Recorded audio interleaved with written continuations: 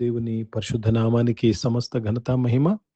ప్రియ దేవుని బిడ్లారా, ఈరోజు ఫ్రైడే 20th మార్చ్ 2026. మీ అందరికీ యేసు ప్రభు వారి పేరట నేను శుభాలు తెలియపరుస్తున్నాను. దేవుని వాక్యాన్ని మనము చదువుకుందామా? రోమీలకు రాసిన పత్రిక 5వ అధ్యాయము 9వ వచనము. Romans chapter 5 and verse 9.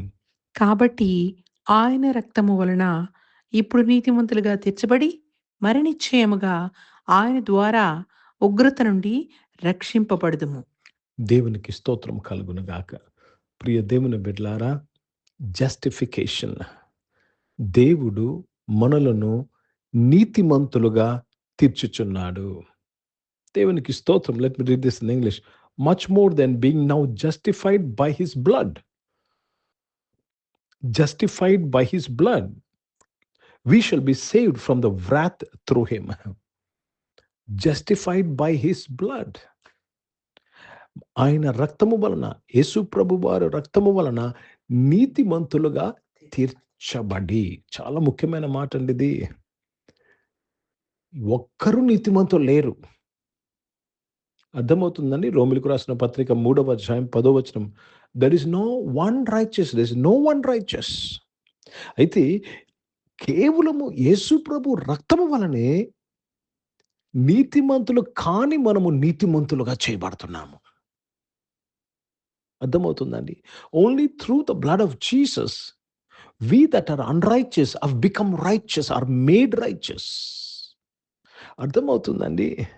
We are made righteous. And the agent that is used is the blood of Jesus.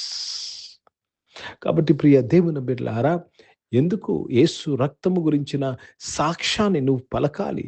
ఎప్పుడైతే ఆ సాక్ష్యమును పలుకుతావో, ఆయన రక్తము వలన నీతిమంతులుగా తీర్చబడ్డావని దేవుని నీతి నువ్వు ధరించుకుంటావు, దేవుని నీతిగా చేయబడతావు.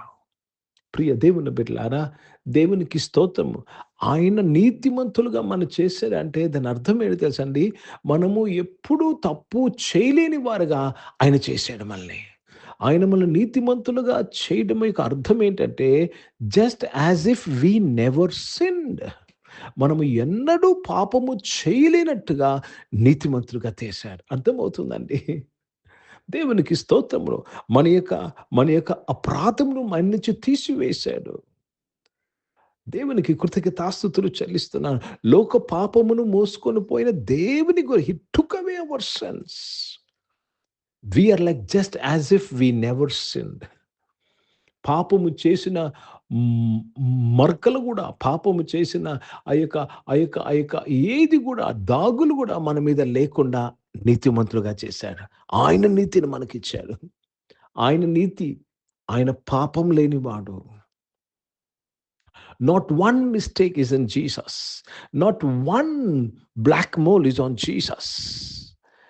పిలాతు చెప్పాడు, ఆయనలో నాకు ఏ తప్పు కనపట్లేదు. పిలాతు భార్య చెప్పింది, ఆ నీతిమంతుల జోలికి పోవద్దు. There was nothing.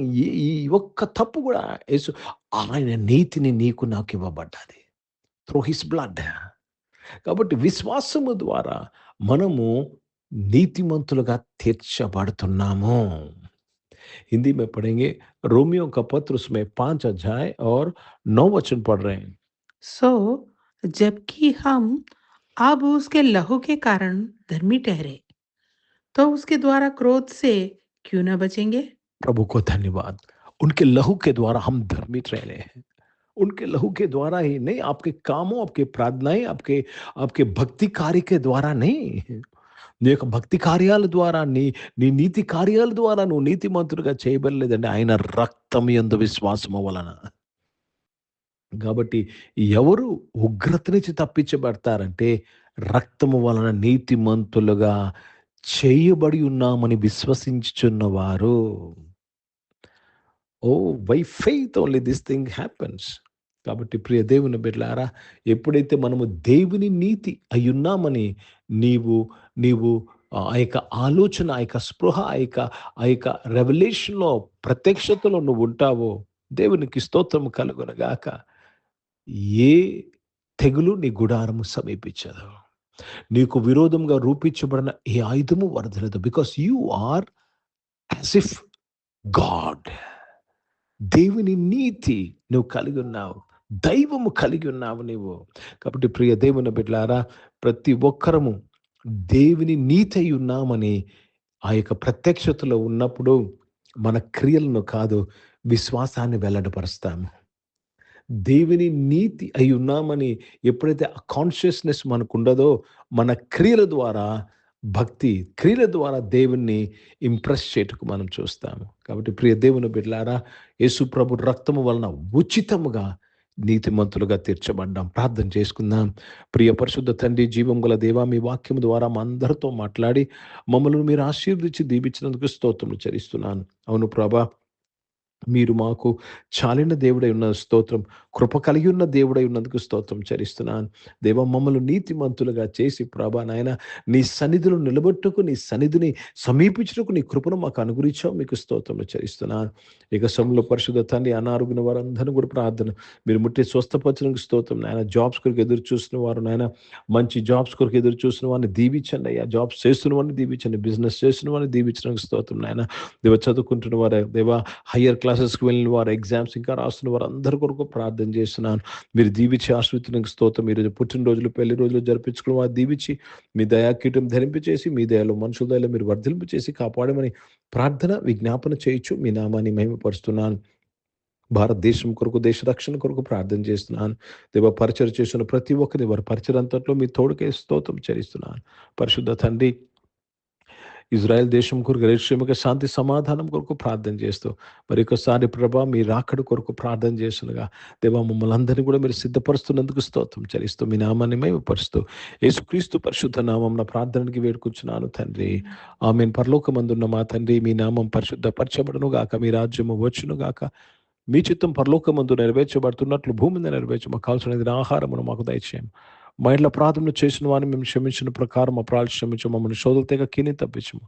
ఎందుకంటే రాజ్యము, శక్తి, మహిమ నిరంతరం నీవై ఉన్నావు తండ్రి.